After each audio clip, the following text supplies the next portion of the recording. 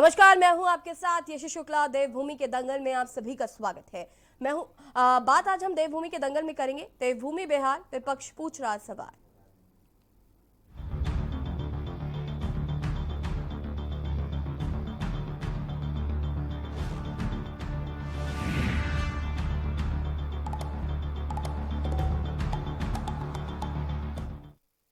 उत्तराखंड में आई दैवीय आपदा पर राज्य में सियासत गर्माती जा रही है। दरअसल पूर्व मुख्यमंत्री हरीश रावत का आरोप है कि राज्य सरकार ने आपदा प्रभावितों तक कोई सरकारी मदद नहीं पहुंचाई है। सरकार सिर्फ हवाई घोषणाएं कर रही है। उन्होंने कहा कि वो खुद आपदा प्रभावित इलाकों का निरीक्षण कर वापस लौटे हैं।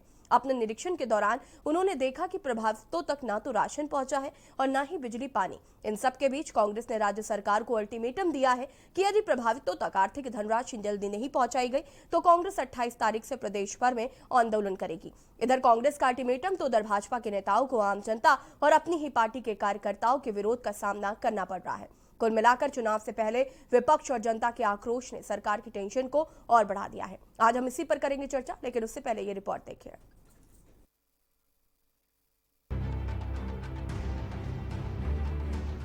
उत्तराखंड में 72 घंटे की भारी बारिश के बाद आई दैवीय आपदा पर सियासत थमने का नाम नहीं ले रही है। पहले विपक्ष ने सरकार की तैयारियों का जायजा लेने के लिए आपदाग्रस्त इलाकों का दौरा किया। इसके बाद अब विपक्ष ने सरकार के खिलाफ मोर्चा खोलते हुए आरोप लगाया है कि सरकार ने आपदा प्रभावित कोई सरकारी मदद नहीं पहुंचाई। सरकार सिर्फ हवाई घोषणाएं कर रही है। उन्होंने कहा कि वो खुद आपदा प्रभावित इलाकों का निरीक्षण कर वापस लौटे हैं। अपने निरीक्षण के दौरान उन्होंने देखा कि कोई इंतजामात नहीं किए गए हैं। वहीं मुख्यमंत्री पुष्कर सिंह धामी ने विपक्ष के आरोपों को बेबुनियाद बताते हुए कहा कि सरकार लगातार प्रभावितों तक मदद पहुंचा रही है। आजकल पंप हैंडपंप लगते हैं, वो कोई गहरे थोड़े लगते हैं, वो जो ऊपर ही ऊपर लगा देते हैं। उन सब में जो है सर खराब पानी, और मुझे डर है, हमने अपने उसमें आशंका भी व्यक्त की कि उत्तराखंड डेंगू के चपेट में आ जाएगा, वाटर जन्य डिजीजेस के चपेट में आ जाएगा, और उसको रोकने के लिए सफाई करवाओ, फॉगिंग करवाओ, दूसरी चीज़ करवाओ। कोई कॉरपोरेशन, कोई नगर पालिका, कोई प्रशासन इस काम को नहीं कर रहा। इसलिए मैंने कहा कि कहना तो चाहिए था, उसको अटर पूरी तरीके से फेल हो गई है। देखिए, हमारी सरकार की पहली प्राथमिकता है कि अभी पूरी तरह से स्थितियां सामान्य हों और उसी काम में हम लोग लगे हुए हैं। लोगों को जल्दी से जल्दी राहत पहुंचे, लोगों की सहायता हो, उस काम को लगातार हमारा जो भी प्रशासनिक अधिकारी हैं उन अधिकारियों को भी साथ हमने कहा है लगातार उसके लिए बैठकें की। और मैं माननीय प्रधानमंत्री जी का धन्यवाद करना चाहता हूँ कि उन्होंने लगातार जिस दिन से भी यहाँ पर हमारे यहाँ पर आपदा आई है, लगातार वो स्वयं जो है मॉनिटरिंग वहाँ से भी कर रहे हैं, लगातार जानकारी दे रहे हैं। कल भी उन्होंने दूरभाष पर पूछा था कि राहत कार्य कैसे चल रहे हैं, कितना राहत हो गया है, कितना लोगों की स्थिति है, कितना नुकसान हुआ है। तो लगातार वो हमारे मनोबल को बढ़ा रहे हैं। मुख्यमंत्री तो जल्द स्थिति सुधारने का आश्वासन दे रहे हैं, लेकिन कांग्रेस सीएम के आश्वासन के भरोसे नहीं है और कांग्रेस ने राज्य सरकार को अल्टीमेटम दिया है कि यदि प्रभावितों तक आर्थिक धनराशि जल्दी नहीं पहुंचाई गई तो कांग्रेस 28 तारीख से प्रदेश भर में आंदोलन करेगी। उधर कांग्रेस का अल्टीमेटम तो उधर भाजपा के नेताओं को भी आम जनता और अपनी ही पार्टी के कार्यकर्ताओं का विरोध का सामना करना पड़ रहा है। अब तक कई जगहों में भाजपा के शीर्ष नेताओं को जनता की नाराजगी का सामना करना पड़ा। इसी कड़ी में केंद्रीय रक्षा राज्य मंत्री अजय भट्ट को बेताल घाट में अपने ही भाजपा कार्यकर्ताओं और जनता की नाराजगी का सामना करना पड़ा। उन्हीं के कार्यकर्ता पूछ रहे हैं कि आप पिछले 2 साल से कहां हैं, दिखते नहीं। यही हाल गदरपुर में भी देखा गया, जहां कैबिनेट मंत्री अरविंद पांडे को जनता ने घेर लिया और पूछा कि आपका जल्द आर्थिक सहायता दिलाने का वादा कब पूरा होगा।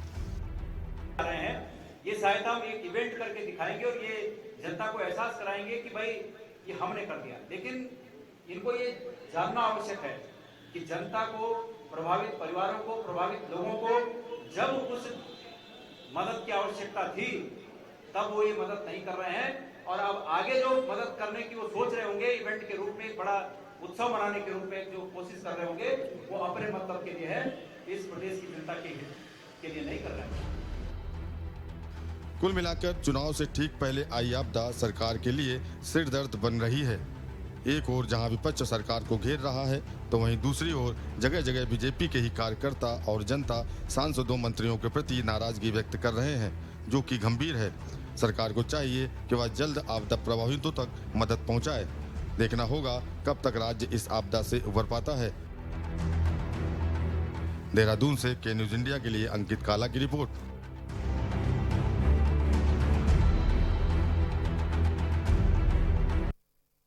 जी हाँ, तो जिस तरीके से उत्तराखंड में 17 और 18 को आई भारी आपदा के बीच जो नुकसान हुआ है या जो लोगों को समस्याएं हुई हैं, मौतों का आंकड़ा लगातार बढ़ता जा रहा है और दैवीय आपदा पर अब कहीं न कहीं राज्य में सियासत भी गरमाती जा रही है। पूर्व मुख्यमंत्री हरीश रावत ने यह दावा किया है कि भाजपा यानी कि सरकार जो दावे कर रही है वो धरातल पर सामने नजर नहीं आ रहे हैं। उन्होंने कहा कि मैंने खुद निरीक्षण किया है उन प्रभावित क्षेत्रों में जाकर और वहां पर जो मदद सरकार द्वारा कहा जा रहा है कि पहुंचाई जा रही है वो उन तक नहीं पहुंच रही है। तो एक तरफ सरकार ये दावे कर रही है कि लगातार लोगों तक मदद पहुंचाई जा रही है, हर संभव मदद का आश्वासन मुख्यमंत्री पुष्कर सिंह धामी दे रहे हैं। लगातार हम आपको तस्वीरें भी दिखा रहे थे कि किस तरीके से मुख्यमंत्री पुष्कर सिंह धामी जमीन पर नजर आए और जनता के बीच पहुंच रहे हैं, जो आपदा प्रभावित क्षेत्र हैं वहां पर जा रहे हैं, लोगों से मिल रहे हैं।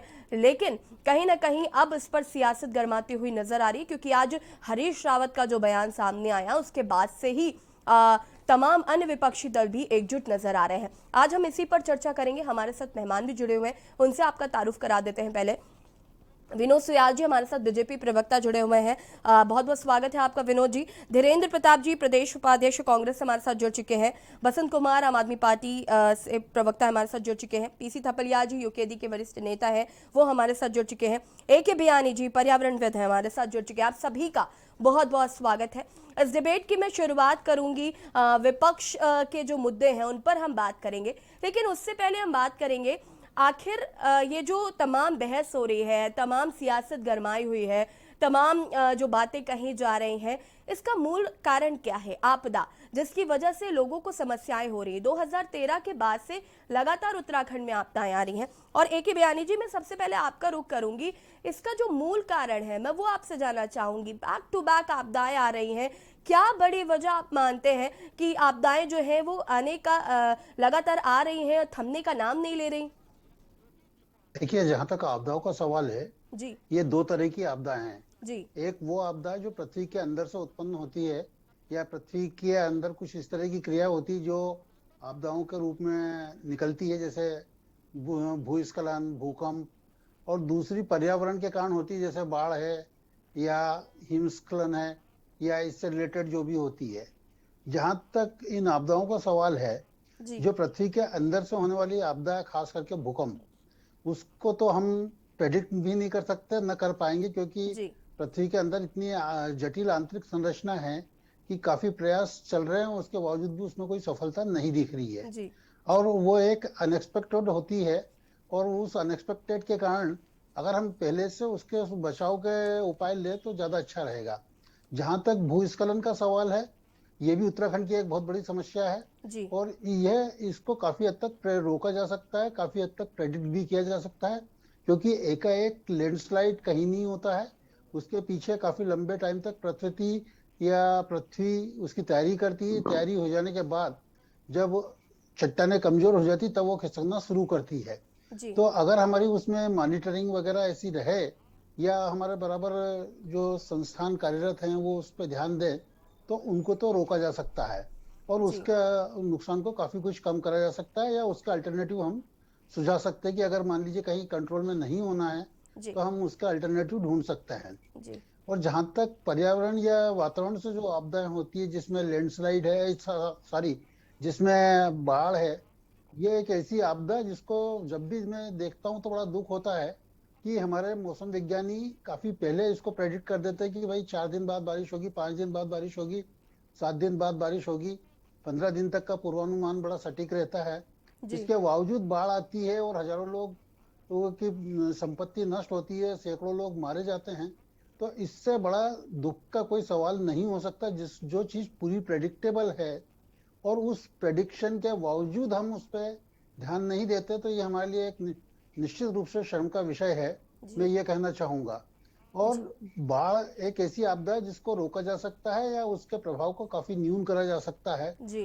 परंतु इस पे अभी ध्यान नहीं दिया जा रहा है। जो बाद में जब आपदा आ जाती है उसके बाद हम ध्यान देते हैं, पर उसके पहले हमें ध्यान देने की जरूरत है। और उसके पहले अगर हम यह उठाएं का मतलब समुचित प्रयास करें तो हम इसको रोक सकते हैं, ऐसा मेरा मानना है। जी। ये आपदा उत्तराखंड की 3-4 आपदाएं मुख्य हैं।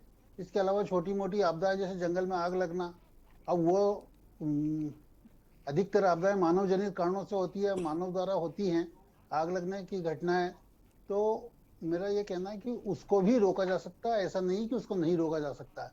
जी। तो एक्सेप्ट 1 और 2 जैसे लैंडस्लाइड है या सॉरी अर्थक्वेक है, इनको छोड़ दें तो बाकी की सारी सारी आपदाएं कहीं न कहीं मनुष्य के प्रयत्नों के अधीन है, जिससे उनका प्रभाव का न्यूनीकरण करा जा सकता है, ऐसा मेरा मानना है। जी। बयानी जी, मैं आपसे यहाँ पर ये भी समझना चाहूंगी, आपको नहीं लगता, आपने यहाँ पर हमारी रिपोर्ट देखी होगी, सियासत किस तरीके से गरमाई हुई है आपदा को लेकर, आप ये भी देख रहे हैं, तो अलग अलग मुद्दों पर बात की जाती है, लेकिन आपको नहीं लगता कि हमें पर्यावरण को बचाने के लिए पर भी बात करनी चाहिए? क्या ये मुद्दा नहीं होना चाहिए विपक्षियों के लिए भी, और पर्यावरण को किस तरीके से बचाना है, इस पर भी बात होनी चाहिए? देखिए, पर्यावरण एक निश्चित रूप से ज्वलनशील मुद्दा है और मेरे ख्याल से जहां तक मैं अखबार में देखता हूँ सभी पार्टियां इस पर कुछ हद तक सहमत है। बाकी जो सहमति बनती है उनकी वो सिर्फ कागजों पे या मौखिक सहमति रहती है, वो उसको धरातल पे नहीं उतारा जा रहा है। जी। उसको धरातल पे उतारा जाना जरूरी है और इसके लिए अगर एक राष्ट्रीय स्तर पर समन्वित प्रयास कर जाए, वैसे तो समन्वित प्रयास करने के लिए बहुत सारी संस्थाएं समय समय पे वो दिशा निर्देश देती रहती है, दिशा निर्देशों का पालन भी होता है, परंतु इसके बावजूद अगर हम कुछ ऐसे ठोस प्रयत्न करें जिससे कि पर्यावरण के संतुलन को बिगड़ने से रोका जाए, जी। तो हम उसमें सफलता पा सकते हैं। जैसे अभी हाल ही की जो एक्सट्रीम वेदर इवेंट, जो अभी भारी बारिश हुई, उसको एक्सट्रीम वेदर इवेंट कहते हैं। जी। इस तरह के एक्सट्रीम वेदर इवेंट को रोकना फिलहाल तो संभव नहीं है, परंतु इनके नुकसान को हम, मैं जैसे कहा, अभी मैंने कहा कि मिनिमाइज कर सकते हैं, या उसके जो खास करके जनहानि जो होती है वो बहुत ही दुखदाई होती है, उसको तो हम पूरी तरह से रोक सकते हैं, बशर्ते कि हम इसमें समुचित प्रयास करें। और हमारा अगर प्रशासन तंत्र और राजनीतिक तंत्र अगर सही सही दिशा निर्देश दे और सही सही काम करे तो काफी हद तक जनहानि को रोका जा सकता है। जी। जैसे हाल ही में जो फरवरी माह में जो चमोली जिले में जो रैनी गांव में घटना हुई, जी। वो कोई अप्रत्याशित नहीं थी। जी। अप्रत्याशित इस सेंस में नहीं थी कि एकाएक पानी बढ़ता है और आपको पता भी नहीं चलता कि इतना पानी कहाँ से आ रहा है। शुरू में आप कहते हैं कि ग्लेशियर पिघल गए। ग्लेशियर कैसे पिघल सकते हैं? कोई ग्लेशियर ऐसा तो है नहीं कि आप ऊपर से नीचे गिरेगा और वो पिघल के पानी बन जाएगा। कहीं ना कहीं पानी छुपा हुआ था या पानी कहीं हम लोकेट नहीं कर पाए, और इतनी भारी मात्रा में पानी निकलता है तो वो कुछ घंटे या कुछ दिन का नहीं हो सकता, ये काफी लंबे समय से इकट्ठा होगा तभी वो आया। जी। अब उसके बाद अगर वो पानी तेजी से बहता है और वो नुकसान करता है जी। तो बियानी निश्चित जी, मैं आपके पास आऊंगी और ये तमाम किस तरीके से हम चीज़ों को बेटर कर सकते हैं, इसका सुझाव भी मैं आपसे ज़रूर लूंगी। हमारे साथ और भी मेहमान जुड़े हुए हैं। धीरेन्द्र जी, सीधे आपका रुख करूंगी और आपसे जानना चाहूंगी, कद्दावर नेता हैं हरीश रावत जी, और उन्होंने जिस तरीके से सरकार पर आरोप लगाए हैं कि ज़मीनी हकीकत पर जो वादे बातें की जा रही हैं वो कहीं नज़र नहीं आ रही हैं, तो सबसे पहले तो क्या कुछ कहना है इसको लेकर? देखिए, हरीश रावत जी ने, हमारे प्रदेश कांग्रेस के सम्मानित अध्यक्ष गणेश गोतियाल जी ने, जी। हमारे नेता प्रतिपक्ष प्रीतम सिंह जी, और यही नहीं, हमारे भूतपूर्व अध्यक्ष किशोर उपाध्याय भी राज्य के विभिन्न जनपदों में गए हैं। जी। मैं स्वयं आपदा के दिन सुसांद में था, यानी कि दोनों तरफ गढ़वाल और कुमाऊं के बिल्कुल बीच में था, और ये धुमाकोट क्षेत्र है जो मेरी विधानसभा लैंसडाउन में पड़ता है। जी। और जब मैं स्वयं ट्रेवल कर रहा था, मैं पहले कुमाऊं की तरफ आया, रामनगर की तरफ आया, कॉर्बेट पार्क की तरफ आया, 60 किलोमीटर इधर को, तो चारों तरफ वहां पर कोई तंत्र नहीं था, और इतनी भयंकर बारिश थी जिसमें कि ना तो फॉरेस्ट डिपार्टमेंट के लोग कहीं दिखाई दिए, जी। ना ही वहाँ लोक निर्माण वाले दिखाई दिए, सब कुछ बर्बाद दिखाई दिया और वापस लौटना पड़ा, सिवाय इसके कि कलेक्टर के ऑर्डर आए हुए थे नैनीताल के कि लोगों का आना जाना बंद कर, जिसके बारे में हमारे एक सांसद भी बहुत शोर मचा रहे हैं कि उन्होंने वहाँ 3 पुल बनवा दिए। तो भाजपा के अंदर तो केवल शोर मचाओ का आलम है, जुमलेबाजी का। और उसके बाद मैं गढ़वाल साइड में आया, कोटद्वार साइड में आया, जहाँ से 90 किलोमीटर दूर है कोटद्वार, जो गढ़वाल जनपद में आता है, तो वहाँ भी कमोबेश इसी तरह के इंतजाम थे। जाहिर है कि जब हरीश रावत जी ने, गणेश गोतियाल ने, धीरेन्द्र प्रताप ने अपनी आंखों से सारी बर्बादी और तबाही देखी है और सामने कहीं तंत्र दिखाई नहीं दिया है। तो इसी वजह से प्रजातंत्र में विपक्षी दलों का ये दायित्व है कि वो सरकार की आंख खोले। तो इसी को लेकर अल्टीमेटम ठीक है धीरेन्द्र जी, इस पर आपसे मैं विस्तार से जानकारी लूंगी। बसंत कुमार जी भी लगातार जुड़े हुए हैं। बसंत जी, आपको क्या कहना है? सबसे पहले तो इस पर आपकी क्या प्रतिक्रिया है? देखिए, दो प्रकार के एलिगेशन होते हैं, एक है राजनीतिक एलिगेशन, एक है वास्तविक एलिगेशन। जी मैं भारतीय जनता पार्टी और कांग्रेस दोनों को एक ही पार्टी मानता हूँ। जी अभी धीरेन्द्र प्रताप जी अपनी बात रख रहे थे कि पुल बनाए गए और वह पुल जो है उचित नहीं थे, मतलब उनमें गुणवत्ता नहीं थी। मैं समझता हूँ कि रुक जाइए धीरेन्द्र जी। तो पुल के बारे में जो भी शिकायत की गई, उनके द्वारा पुलों के बारे में जो भी शिकायत की गई, इससे ये माना जाता है कि उत्तराखंड प्रदेश में जो भी गुणवत्ता युक्त काम किए गए, ना भारतीय जनता पार्टी ने किए ना कांग्रेस ने किए, क्योंकि 20 सालों से भारतीय जनता पार्टी और कांग्रेस ही सत्ता पर रही है। ये जो शक्तिमान का सीरियल आता था ना, गंगाधर और शक्तिमान की तरह, गंगाधर जाता था तो शक्तिमान आ जाता था, शक्तिमान जाता था गंगाधर आ जाता था। ये दोनों मिलीजुली सरकार के हिस्से हैं। हमने इनका नाम भांगरेस रखा हुआ है। ये कांग्रेस और भारतीय जनता पार्टी का मिला जुला गठबंधन है। अब समय आ गया है, कांग्रेस इनकी बारी लगती है। पहले 5 साल ये राज करते हैं, फिर उसके बाद भारतीय जनता पार्टी के हाथ में दे देते हैं और कांग्रेस से लोग भारतीय जनता पार्टी के अंदर चले जाते हैं, फिर भारतीय जनता पार्टी से लोग कांग्रेस के अंदर चले जाते हैं। वही लीडर होते हैं, अप्रत्यक्ष गठबंधन सत्ता में चलाते हैं, लेकिन जनता को ठगने का काम करते हैं। जनता को ये दिखाते हैं कि हमने सत्ता परिवर्तन कर दिया, और इनके जो आपने देखा होगा रोड शो भी सत्ता परिवर्तन के नाम से चलते हैं। अब देखिए, इस टाइम पर हरीश रावत जी ने ये तो बता दिया कि शायद अब चुनाव आ गए हैं, ये संकेत दे दिया है। इससे पहले ये लोग नहीं जागते हैं, ये केवल चुनाव के टाइम पे। पिछले वाले शासनकाल में हरीश रावत जी, माननीय हरीश रावत हमारे मुख्यमंत्री जी थे, और इस समय जो है विनोद जी आती हूँ आपके पास। भारतीय जनता, हाँ जी, हेलो जी जी बसंत जी अपनी बात को पूरा करिए बहुत कम शब्दों में। जी जी जी जी जी इस समय भारतीय जनता पार्टी की सरकार है। तो मैं आपको बता दूं, कांग्रेस के ही कैबिनेट मंत्री, कांग्रेस के पिछली बार जो कैबिनेट मंत्री थे, इस टाइम भारतीय जनता पार्टी में भी कैबिनेट मंत्री हैं। अब वापसी हो रही है इनकी, घर वापसी। और ये लोग केवल राजनीतिक, दो प्रकार के एलिगेशन है, वास्तविक और राजनीतिक। वास्तविक एलिगेशन हम लगाते हैं, आम आदमी पार्टी जो काम कर रही है वो वास्तविक एलिगेशन है, क्योंकि ये दोनों राजनीतिक दल उत्तराखंड के भविष्य को बनाने के लिए, उत्तराखंड की आपदा को रोकने के लिए अक्षम रहे हैं। ये सक्षम नहीं है, इसलिए उत्तराखंड की जनता ने देख लिया है। अब उत्तराखंड की जनता इनको तुरंत ही जवाब देने वाली है। ठीक है बसंत जी, ठीक है। विनोद जी क्या कुछ कहना है आपको?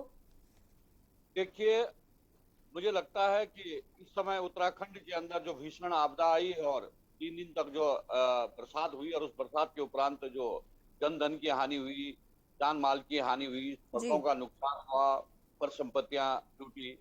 अब मुझे लगता है कि इस समय कांग्रेस पार्टी हो, ये जो आम आदमी पार्टी के अभी जो प्रवक्ता कह रहे थे, ये अनुकूल वातावरण नहीं था कि हम इस समय इसमें राजनीतिक रोटियां सेकते।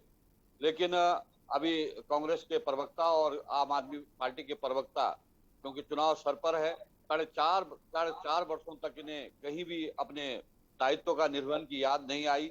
चाहे वो कोविड का समय रहा हो 2 वर्ष तक, जिस समय लोग जो है तो आपदा में थे और जिस समय लोग बड़ी मुसीबत पे थे। अब चुनाव का समय नजदीक आ चुका है, तो इस समय की आपदा में हरीश रावत जी अनर्गल प्रलाप करने पे लगे हुए हैं, गणेश गोदियाल जी अनर्गल प्रलाप करने पे लगे हैं। अपने प्रवक्ताओं और अपने राजनीतिक कार्यकर्ताओं को भी उन्होंने ये संदेश दे दिया है कि सरकार को डिस्टर्ब करना है, सरकार को काम नहीं करने देना है।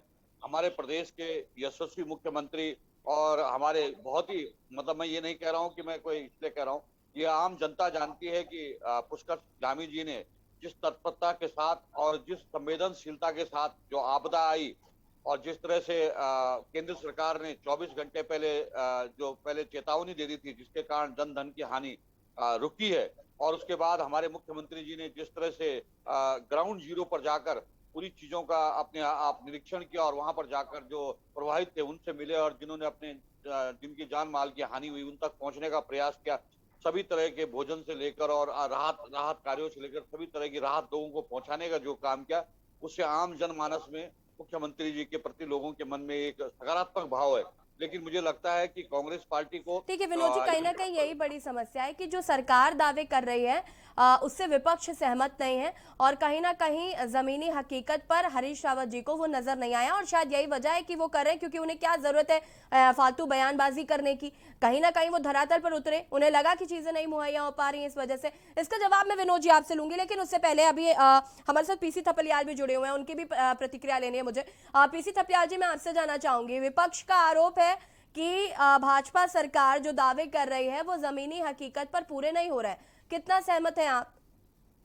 देखो, ये जो भाजपा और कांग्रेस है, जी ये हमारे गांव में एक जो पशु चराते हैं गुए लड़के, उनकी तरह ये एक दूसरे पे पत्थर मारते रहते हैं, आरोप और प्रत्यारोप लगाते रहते हैं। जी लेकिन इनको अभी तक ये नहीं मालूम ज्ञान, 21 साल इनको राज करते हुए हो रहा है पूरा, और जिस तरह से जो टेक्नोलॉजी को यूज करना चाहिए, आज की टाइम पे टेक्नोलॉजी इतनी एडवांस हो चुकी है कि इनको ग्राउंड जीरो की बात कर रहे हैं, ग्राउंड जीरो में नाचने के लिए, गाल बजाने के लिए, और एक तरह की ये आपदा बनकर जा रहे हैं वहां पे। क्योंकि जहां कहीं भी आपदा होती है, वहां पे जब नेता जाते हैं तो प्रशासन आओ भगत में लग जाती है इन नेताओं के, और जो पीड़ित होते हैं वो कराते हैं, उनका आंसू पोंछने वाला कोई नहीं होता। जी आज 21 सालों में तुमने एक आपदा के केंद्र बनाए होते, तुम्हारे पास रिमोट सेंसिंग सेंटर देहरादून में है, और उसका तुम उपयोग नहीं कर रहे।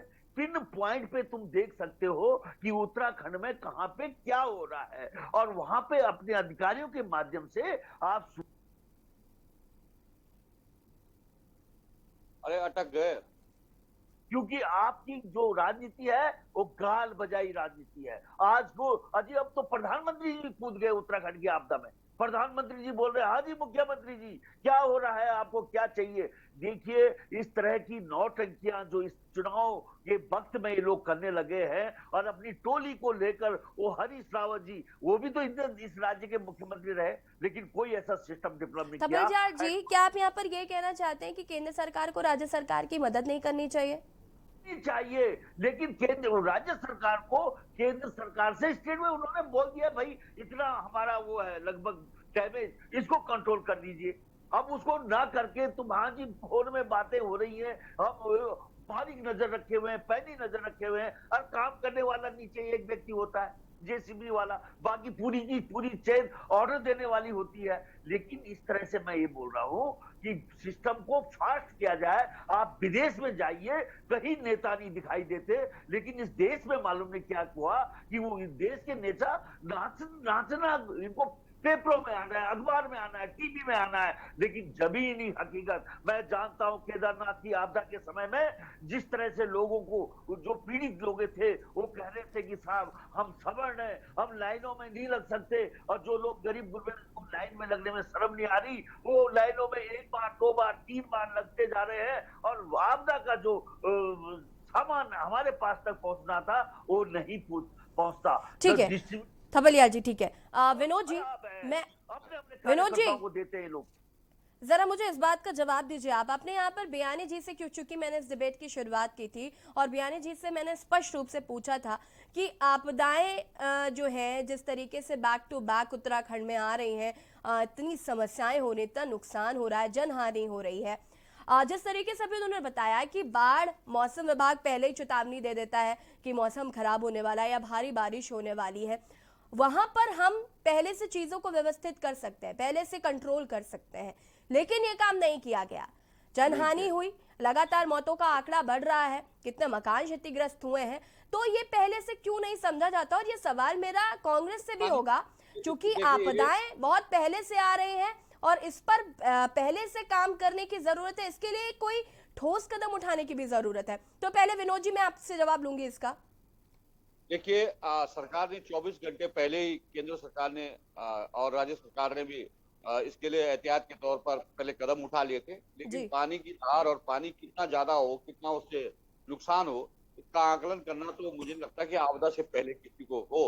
लेकिन मुझे एक बात मैं आपको याद दिलाना चाह रहा हूँ कि 2013 की जब आपदा आई, उस समय विजय बहुगुणा जी मुख्यमंत्री थे, तो उन्होंने नियमों में कुछ शिथिलता बरती थी कि उन्होंने कहा था कि जो आपदा के नॉर्म्स है, उन्होंने उसमें कई सारे नियम बनाए थे आपदा के लिए, क्योंकि उत्तराखंड एक हिमालय जो है सहसब अवस्था में, और यहाँ कई तरह के परिवर्तन आते रहते हैं, तो कई आपदाएं आती रहती है। लेकिन हरीश रावत जी जब उसके बाद मुख्यमंत्री बने तो उन्होंने वो सारे नियम कानून फिर वैसे के वैसे कर दिए, और आज जब वो सत्ता में नहीं है तो उन्हें आज आपदा पीड़ितों की याद आ रही है। अपने समय में जब वो शासन सत्ता में थे उन्होंने किसी भी प्रकार से कोई भी इस तरह का काम नहीं किया हो जिससे उत्तराखंड राज्य के लिए फौरी तौर पर या दूरगामी कोई काम किया हो। अब जब धामी सरकार जो है तो बहुत उसके साथ जो है, और हमारे आपदा प्रबंधन मंत्री भी उसमें बहुत उससे लगे हुए हैं, और सभी जो है जैसा अभी कुछ वक्ता कह रहे थे कि मुख्यमंत्री जी को वहां नहीं जाना चाहिए, तो मुझे लगता है कि ऐसा कहना गलत है। और ये भी कुछ नेता ये भी कह रहे थे कि केंद्रीय गृह मंत्री जी क्यों यहाँ पर आए, कांग्रेस के कुछ नेता ये भी कह रहे थे। मुझे लगता है कि अगर वो लोग यहाँ पर धरातल की स्थिति को नहीं देखेंगे तो सिस्टम कैसे जागृत रहेगा, ये कहना भी गलत है। और सरकार पूरी तरह से जो है तो आपदा के लिए पूरी तरह लोगों को मदद पहुंचाने का काम कर रही है। विपक्ष को मेरी सलाह है कि इस समय उन्हें रचनात्मक सुझाव सरकार को देने चाहिए। सरकार सुझाव सुनने के लिए तैयार है, चाहे कांग्रेस पार्टी हो, चाहे आम आदमी पार्टी हो, चाहे उत्तराखंड क्रांति दल हो। उत्तराखंड क्रांति दल तो सरकार में मुझे लगता है कि दोनों सरकारों में वो साझेदार भी रही है। अभी हमारे उत्तराखंड क्रांति दल के प्रवक्ता जो कह रहे थे, तो उनको भी समय समय पर अच्छे सुझाव देने चाहिए, न कि उन्हें नकारात्मक राजनीति करनी चाहिए। धामी जी का इस समय सहयोग करना चाहिए। राजनीति करने के लिए भी 2-3 महीने बाकी हैं। जो विपक्ष के दल है, मेरी उनको सलाह है कि इस समय जो अच्छा काम है उसको करें, और सभी मिलकर जो हमारे पीड़ित हैं जिन्होंने अपनों को गंवाया है उन तक राहत पहुंचे, और उसके लिए सरकार लगातार प्रयासरत है। सरकार ने उनको खाद्य सामग्री भी, अहेतुक धनराशि भी पहुंचा रही है, और जो मकान टूटे हैं उनको मकानों के लिए भी पैसा दिया जा रहा है। तो मुझे लगता है कि सरकार बड़ी मुस्तैदी से काम कर रही है। ठीक है विनोद जी, फिलहाल आप सभी हमारे साथ बने रहिए, चर्चा को आगे बढ़ाएंगे। उत्तराखंड में आई दैवीय आपदा पर राज्य में सियासत गर्माती जा रही है। पूर्व मुख्यमंत्री हरीश रावत का आरोप है कि राज्य सरकार ने आपदा प्रभावितों तक कोई सरकारी मदद नहीं पहुंचाई है। तो वहीं मुख्यमंत्री पुष्कर सिंह धामी का भी बयान सामने आया। उन्होंने कहा कि हर संभव मदद की जा रही है। फिलहाल चर्चा इसी पर। वक्त हो गया एक छोटे से ब्रेक का, जल्द हाजिर होता है।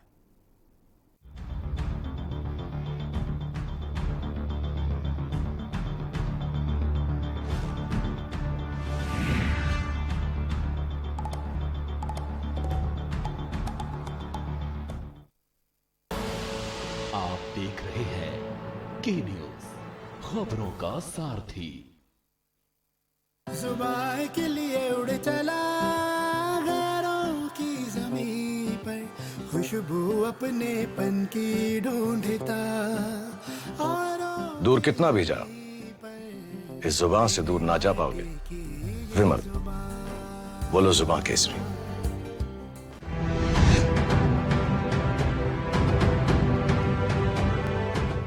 खुदी को आजमाया है तो ये अंदाज आया है, खुदी को आजमाया है तो ये अंदाज आया है। तुम में भी मैं हूं, शुद्ध प्लस पान मसाला।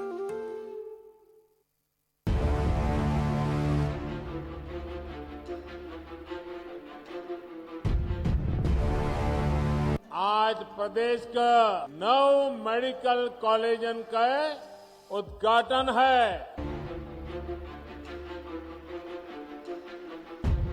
जिस समय उत्तर प्रदेश की जनता को ऑक्सीजन की जरूरत थी, उस समय उत्तर प्रदेश की सरकार कहां थी? पहले से जो बन करके तैयार हुए हैं, क्या उसका बजट कहां है? चुनाव करीब आ गया है, इसलिए जगह जगह जाकर के मेडिकल कॉलेजों का उद्घाटन हो रहा है।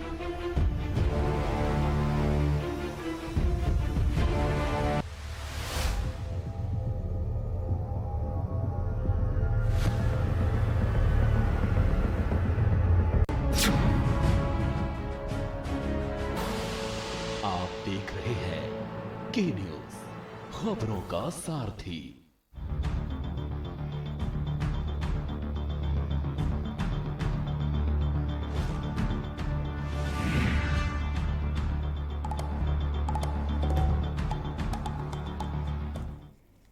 ब्रेक के बाद एक बार फिर से आप सभी का स्वागत है। और आज देवभूमि के दंगल में हम बात कर रहे हैं देवभूमि बिहार, और विपक्ष पूछ रहा है सवाल। दरअसल उत्तराखंड में आई दैवीय आपदा पर राज्य में सियासत गर्माती जा रही है। पूर्व मुख्यमंत्री हरीश रावत का आरोप है कि राज्य सरकार ने आपदा प्रभावितों तक कोई सरकारी मदद नहीं पहुंचाई। सरकार सिर्फ हवाई घोषणाएं कर रही है।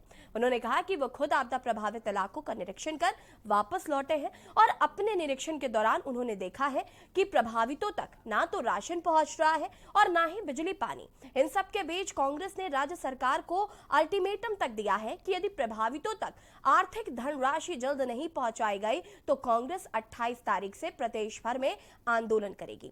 आज हम इसी पर चर्चा कर रहे हैं और सीधे धीरेन्द्र प्रताप जी का रुख करते हैं। धीरेन्द्र प्रताप जी से मैं ये जानना चाहती हूँ कि जिस तरीके से विनोद सयाल जी अभी धीरेन्द्र जी कह रहे थे कि हरीश रावत जी जब मुख्यमंत्री पद पर थे उसके बाद उन्होंने जो तमाम कानून बनाए गए थे उनको सबसे पहले नष्ट किया, इसको लेकर क्या कुछ कहना है आपको? देखिए, विनोद जी को कुछ कहना है तो इसलिए कुछ कह रहे हैं, बजाय इसके कि अपनी सरकार के ये बताते कि उन्होंने क्या किया, सिवाय इसके कि धामी जी जिलों में कहीं कहीं खड़े होते दिखाई दे रहे हैं। मैं आपको बताऊं, जो 2013 की आपदा थी जी, और उसके बाद जब हरीश रावत जी वहाँ मुख्यमंत्री बनाए गए, मात्र 1 साल के अंदर पूरा जो पैटर्न था यात्रा का और जो सिस्टम था वो सारा हरीश रावत जी ने ठीक किया, जिसकी कि विश्व भर में, उत्तराखंड में और भारत में नहीं पूरे विश्व में प्रशंसा की गई। तो मेरा ये कहना है कि जुमलेबाजी की ये सरकार है। कितने पुलों के बारे में कहा गया कि साहब यहाँ पर पुल बना दिए गए, जो हमारा धनगढ़ी गेट है और जो हमारा रामनगर वाला रास्ता, वहाँ 3 पुलों की 1 साल से घोषणा कर रखी है, लेकिन आज तक वहाँ पर कोई काम ही शुरू नहीं हुआ। यही हालत हमारे दूसरे रूट की है। सारी सड़कें सरकार की टूटी पड़ी हैं और सड़कों को ढूंढने के लिए अगर जाएं तो सिवाय खड्डों में सड़क दिखाई देती है, सड़कों में खड्डे वाली स्थिति नहीं है जी। लेकिन अभी बसंत जी कह रहे थे कि आप और कांग्रेस जो माफ कीजिएगा, आप और भाजपा एक ही थाली के चट्टे बट्टे हैं और आप दोनों एक ही साथ हैं, मिली भगत चल रही है यहाँ पे। हाँ, ठीक कह रहे हैं वो, क्योंकि ये समझते हैं कि ये कहकर शायद ये लोग सत्ता में आ जाएंगे। अब जुमे 2-3 महीना रह गया, 2-3 महीने में इनको भी पता लग जाएगा कि नाई बाल कितने हैं और गंजे नजर आएंगे। बाल तो कहीं जमते इसके आप पार्टी के कहीं दिखाई नहीं दे रहे। और 2-4 लोग जो वहाँ जीते भी थे पंजाब में, वो भी कांग्रेस के अंदर आ गए। तो इस तरह की अतिशयोक्तिपूर्ण बातें कहने से कुछ नहीं है, लेकिन मैं कहता हूँ कि 2-3 दिन का कोई ज़्यादा ऐसा नहीं है, कम समय है। पैसे भिजवाएं वहाँ पर, जो लोग नीडी लोग हैं जिनको आवश्यकता है उन तक पैसा पहुँचाएं। और अभी सड़क मंत्री हमारे सतपाल महाराज जी ने भी कहा कि अगले 3-4 दिनों में सड़क पर काम करेंगे, लेकिन करेंगे कहाँ से? हर जगह तो विधायकों ने उठाकर अपने पैसे कमाने और कमीशन के चक्कर में दफ्तर उठा दिए। मैं लैंसडाउन से आता हूँ। हमारे अब पिछले 50-60 साल से जब से जो लोक निर्माण विभाग का दफ्तर था वो हमारे अदाली खाल में था, जो नैनी डांडा विकास खंड में पड़ता है, लेकिन चूंकि विधायक को कमीशन चाहिए तो उसने उठा के उस दफ्तर को लैंसडाउन पहुंचा दिया है, जहाँ पर कि उनके लिए आसानी है। इसी तरह जगह जगह विधायकों ने, भाजपा के और भाजपा के सांसदों ने इस तरह का जनता से व्यवहार किया है। और यही बात है कि आज अजय भट्ट को जगह जगह विरोध झेलना पड़ रहा है। जो दूसरे विधायक जा रहे हैं, हमारे पांडे जी, वो तो महाबली माने जाते हैं उधम सिंह नगर के। उन्हें विधायक के रूप में तो लोग कम जानते हैं, लेकिन इसके लिए ज्यादा जानते हैं कि वो बाहुबली ज्यादा हैं।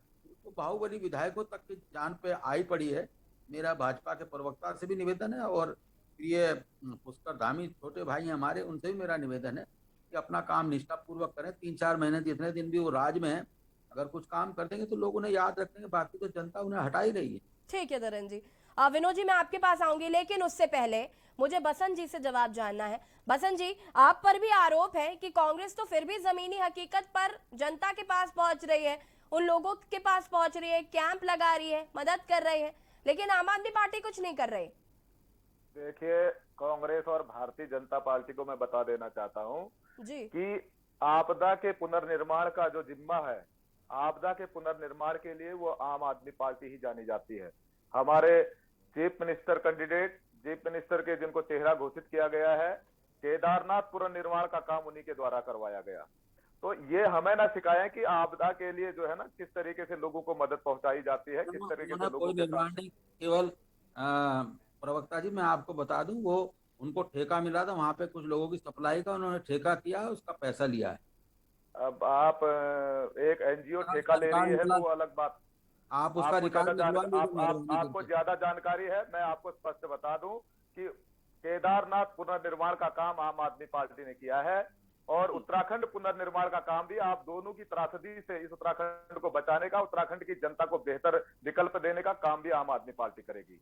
और मैं आपको बता दूं, अभी हमारे यहाँ पर टेक्निकल बैठे हुए थे तो उनके द्वारा स्पष्ट कहा गया कि आपदा से निपटा जा सकता था, लेकिन भारतीय जनता पार्टी और कांग्रेस दोनों के ही शासनकाल में आपदा से निपटने में ये दोनों राजनीतिक दल उत्तराखंड में असफल रहे हैं। और मैं आपको ये भी बता दूं कि उत्तराखंड प्रदेश को बेहतर विकल्प देने के साथ साथ उत्तराखंड प्रदेश की भौगोलिक परिस्थिति को समझने का काम आम आदमी पार्टी करती है। अब सवाल यह है कि हमने कितना इस जो त्रासदी आई सवाल सिर्फ इतना था कि आप अभी क्या कर रहे हैं। हाँ, मैं वो बता रहा हूँ। इसमें मैं आपको उस दिन का इंसिडेंस बताता हूँ जिस दिन आपदा आई थी यहाँ पर जो है रामगढ़ में रात भर हमारे स्कूल के बच्चे स्कूल जाने वाले थे। रात भर वो बच्चे, लड़कियां थी, वह बच्चों को जो है प्रशासन को कहने के बावजूद, नेताओं को, भारतीय जनता पार्टी और कांग्रेस के नेताओं को फोन करने के बावजूद वह उनको कन्वेंस नहीं दे पाए, उन बच्चों को जो है सही जगह नहीं पहुंचा पाए। सुबह मेरे पास फोन आता है, उसके बाद मैंने जो उचित स्थान था वहां पर जहां पर वो पैदल आ सकते थे उस जगह पर गाड़ी भेजी, तब जाके उन बच्चों को वहां स्कूल भेजा गया। रात भर वो उन जगहों पर, ऐसे बहुत से इंसिडेंट्स हैं जहां पर आम आदमी पार्टी के प्रत्येक कार्यकर्ता, प्रत्येक पदाधिकारी इस आपदा से निपटने के लिए, उनको सुविधा पहुंचाने के लिए तत्पर है, आगे है। जरा हमारी फेसबुक के पेज को खोल कर देखिए तो सारा नजर आने लग जाएगा। चलिए ठीक है, विनोद जी मैं आपके पास आऊंगी, आपसे जवाब लूंगी, लेकिन उससे पहले आप मुझे इस बात का जवाब दीजिए कि जिस तरीके से बेताल घाट में अपने ही भाजपा कार्यकर्ताओं और जनता का के विरोध प्रदर्शन का सामना करना पड़ा है अजय भट्ट जी को, और कैबिनेट मंत्री अरविंद पांडे को भी कहीं ना कहीं नाराजगी जनता की झेलनी पड़ी है। अगर आप जमीनी हकीकत पर इतना ही काम कर रहे हैं, आपदा प्रभावितों की इतनी मदद कर रहे हैं, तो आखिर जनता आपको क्यों घेरे में ले रही? देखिए, निश्चित रूप से भारतीय जनता पार्टी की जिम्मेदारी बनती है और सत्ता में है, वह राज्य के अंदर भी है और केंद्र के अंदर भी है। तो जनता का निश्चित रूप से जनता के प्रति जवाबदेह हैं और हम उस जवाबदेह से अपने को अलग नहीं कर रहे हैं। और कतिपय स्थानों पर अगर कहीं पर थोड़ा बहुत लोकतंत्र में कोई अपनी बात रखता है और उसमें कोई रखता है तो ये लोकतंत्र का एक हिस्सा है। अगर किसी सांसद महोदय के पास और मंत्री, केंद्रीय मंत्री जी के पास, राज्य मंत्री अपनी बात रखी है, अरविंद पांडे जी को अपनी बात रखी है, तो हम इसको अन्यथा नहीं लेते हैं। ये जनता का अधिकार है कि वो अपनी बात रख सकते हैं। तो लेकिन हम संवेदनशील है। हमारे लिए उत्तराखंड की जनता और जो आपदा पीड़ित है उनका दुख दर्द कैसे दूर किया जा सके, उनके जिनके पास मकान नहीं उनको मकान कैसे मिल सके, जहाँ सड़क मार्ग नहीं है वहाँ सड़क मार्ग कैसे बन सके, जिनको भोजन और उसकी विद्युत और उसकी आपूर्ति के लिए लगातार जो है तो सारे प्रयास कर दिए गए हैं और अधिकांश लोगों को सुविधाओं से जोड़ भी दिया गया है। आपदा है और आपदा के समय में मुझे लगता है कि जो भी घटित होता है वो अचानक ही घटित होता है। पानी के बेग को किसी का पता नहीं होता कि कितने आने वाला है। और जो कांग्रेस पार्टी है खासतौर से वो इस समय केवल आपदा में जो अवसर ढूंढ रही है राजनीति करने का। तो मेरा जो अभी कांग्रेस के प्रवक्ता हैं उनसे मेरा अनुरोध है कि वो इस समय अगर राहत कार्यों में ज्यादा ध्यान देंगे तो ज्यादा अच्छा रहेगा। हरीश रावत जी के पास मुझे लगता है कि अब कुछ काम नहीं है, क्योंकि उन्हें पंजाब के प्रभारी से हटा दिया, राष्ट्रीय महासचिव से दायित्व मुक्त कर दिया गया है।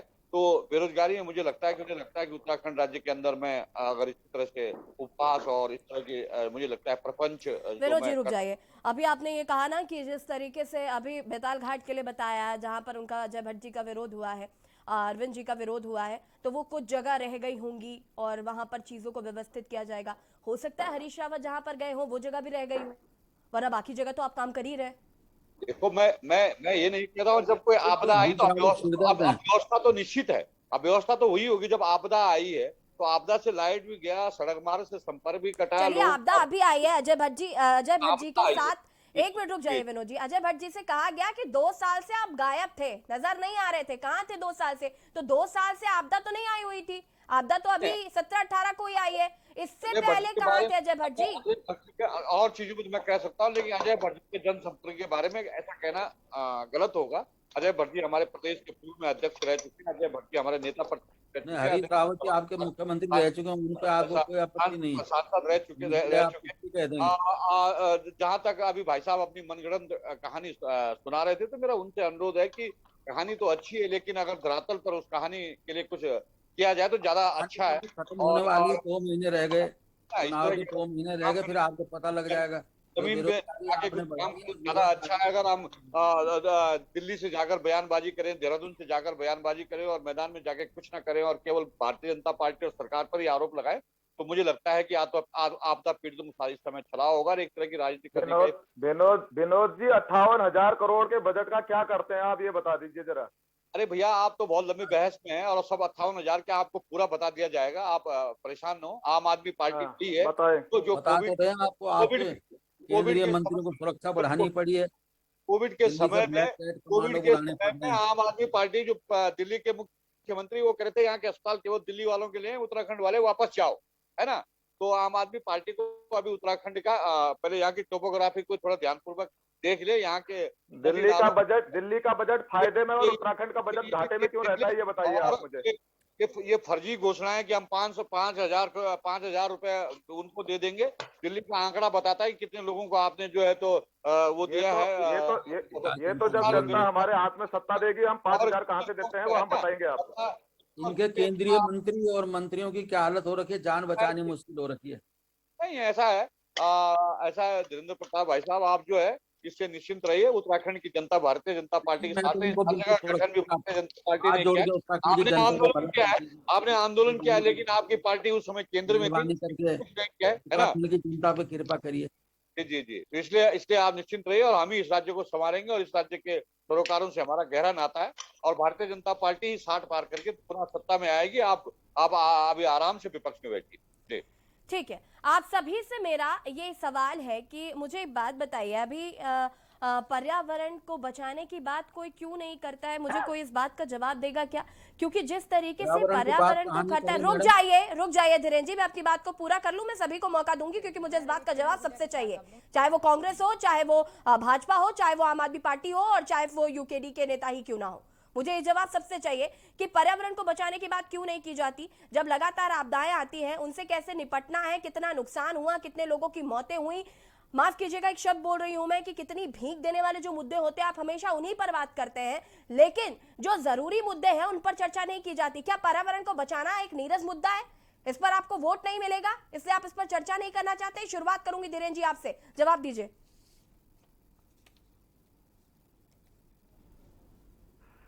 धीरेन्द्र जी जवाब दीजिए।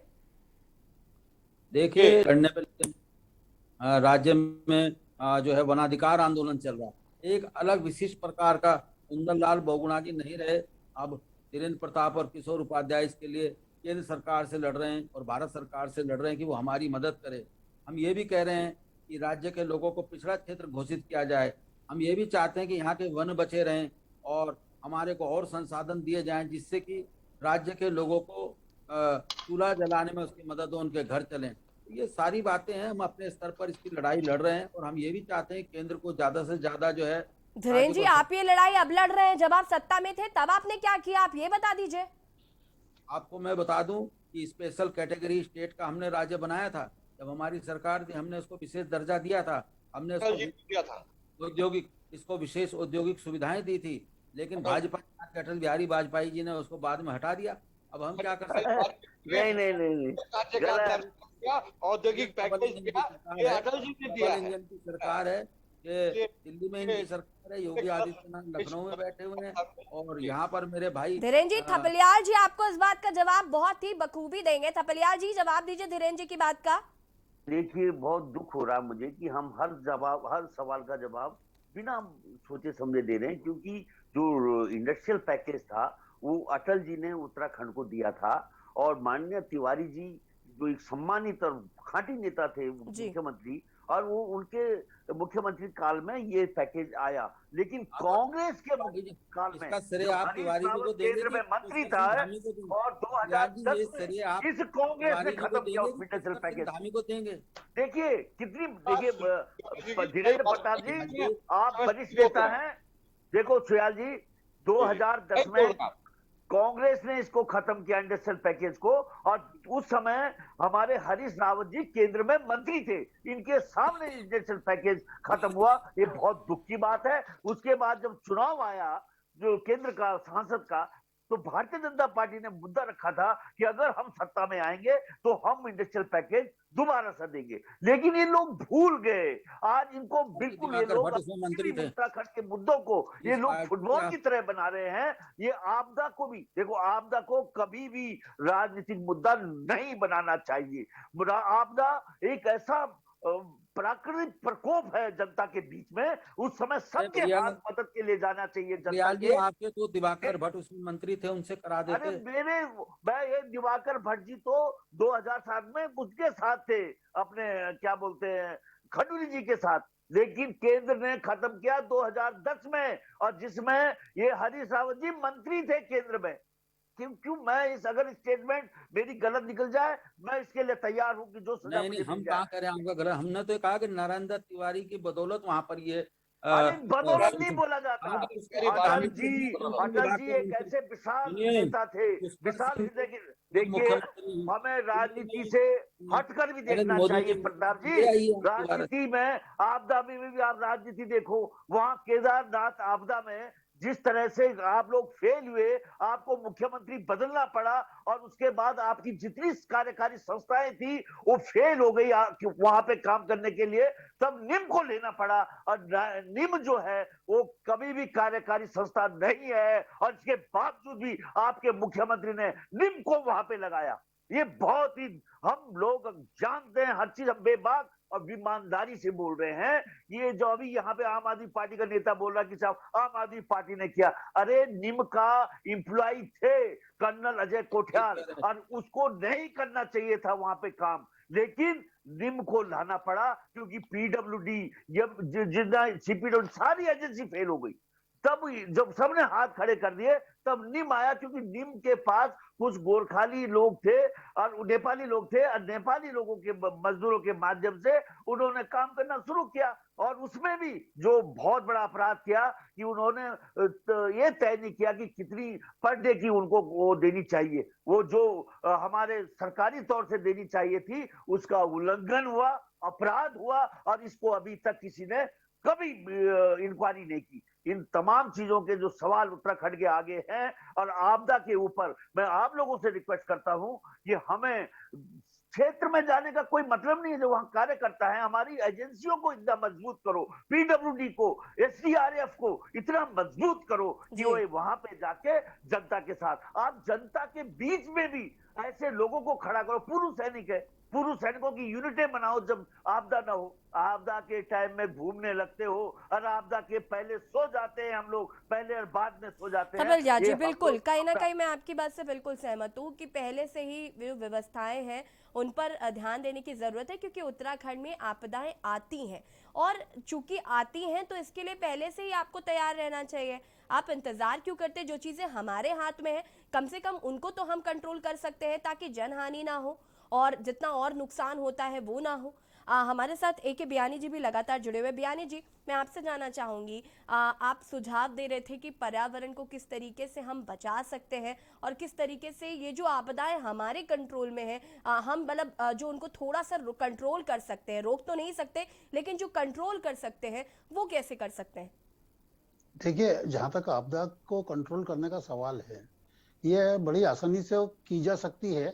पहली चीज तो यह कि हमारा विज्ञान तंत्र मजबूत होना चाहिए जी। अगर विज्ञान तंत्र मजबूत होगा तो हम ये बता सकते हैं कि कौन सी आपदा की इंटेंसिटी या उसका मैग्नीट्यूड क्या होगा, कितने तीव्रता के साथ वो आएगी और कब आएगी। जी। बहुत प्रिसाइजली आप भले से घंटे मिनट में नहीं बता सकते, पर कई घंटों के ड्यूरेशन के लिए तो बता सकते हैं कि ये आपदा इतनी भयानक होगी या नहीं होगी या मॉडरेट होगी। ये एक बड़ा आसानी से आज की तारीख में जो विज्ञान तंत्र है वो बता सकता है जी। और मैं यह भी कहूंगा यहाँ पर कि हमारे पास राष्ट्रीय स्तर पर और प्रादेशिक स्तर पर दोनों पर सरकारी इतनी एजेंसियां हैं जो इस काम को बखूबी कर सकती है, और उनको इस तरह का दायित्व दिया जाना चाहिए कि अगर आपदा आती है तो आप उसको बताएंगे कि पहले कब आएगी और कितने मैग्नीट्यूड की आएगी और कितने की क्या उसका प्रभाव रहेगा।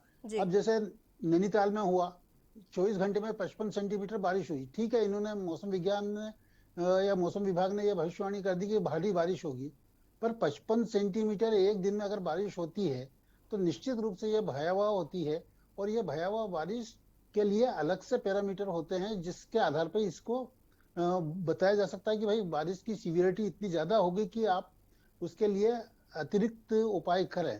तो इस केस में भले से आपने भारी बारिश की चेतावनी दे दी, परंतु जो जिस मैग्नीट्यूड की चेतावनी दी जानी चाहिए थी वो चेतावनी नहीं दी गई है। तो इसके लिए क्या जरूरी है कि हमारा जो विज्ञान तंत्र है उसकी जवाबदेही सबसे पहले होनी चाहिए कि क्या वो अपने दायित्व के प्रति सक्षम है या नहीं है। सिर्फ कह देना कि भारी बारिश होगी, इससे कोई आपका दायित्व पूरा नहीं हो जाता है, क्योंकि आज जो टेक्नोलॉजी हम यूज कर रहे हैं या जो हम संसाधन यूज कर रहे हैं उसमें हम बड़ा प्रिसाइजली काफी हद तक बता सकते हैं कि कितना क्या होगा। दूसरी चीज ये कि विज्ञान तंत्र जो है राष्ट्रीय स्तर का भी और प्रादेशिक स्तर का भी है, और इनमें समन्वय नहीं होता या इनमें ये कह लीजिए कि ध्यान नहीं देते हैं, तो यह निश्चित रूप से मैं मानता हूं कि लापरवाही है, और इस लापरवाही एक तरह से अक्षम्य लापरवाही मानी जानी चाहिए। दूसरी चीज, अगर विज्ञान तंत्र या हमारी एजेंसियां भविष्यवाणी करती कि ये होगा, तो वो फिर प्रशासन क्या कर रहा है ये बहुत जरूरी है। अगर प्रशासन पहले से सचेत कर दिया जाता है कि भाई इस तरह की होगी और आपको इस तरह के ये मेजर लेना है, और अगर वो मेजर नहीं लेता है तो फिर उसमें प्रशासन का पूरा दायित्व बनता है कि उसको ले। और जब तक हम इस तरह के जो केसेस होते हैं जहाँ पे लैप्स होता है कि अब नैनीताल में झील में पानी बढ़ा जा रहा है और आपके गेट नहीं खुल रहे हैं, तो इसके लिए विज्ञान तंत्र जिम्मेदार नहीं है, उसके लिए प्रशासन जिम्मेदार है। चाहे वो नगर निगम का प्रशासन हो, चाहे राज्य सरकार का प्रशासन हो, जिस भी स्तर का प्रशासन है, वो गेट नहीं खुलने के लिए वो जिम्मेदार है। और जब आप क्या वेट ही करेंगे कि जब पानी ओवरफ्लो होगा तब हम उसके लिए चेतेंगे? तो प्रशासन की भी जवाबदेही होना चाहिए, और जवाबदेही ऐसी हो कि जिसमें पनिशमेंट का प्रोविजन होना बहुत जरूरी, चाहे वो विज्ञान लेवल पे हो चाहे वो प्रशासन लेवल पे हो। अगर दोनों में जवाबदारी अच्छी बनती है या उसके लिए दायित्व निर्धारण हो जाता है, और उसके बाद अगर उस पर कार्यवाही होती है कि अगर वो फेल होते हैं, तो उससे मुझे लगता है कि 2-4 केस अगर ऐसे होंगे तो निश्चित रूप से हमारे यहाँ की स्थिति सुधरेगी।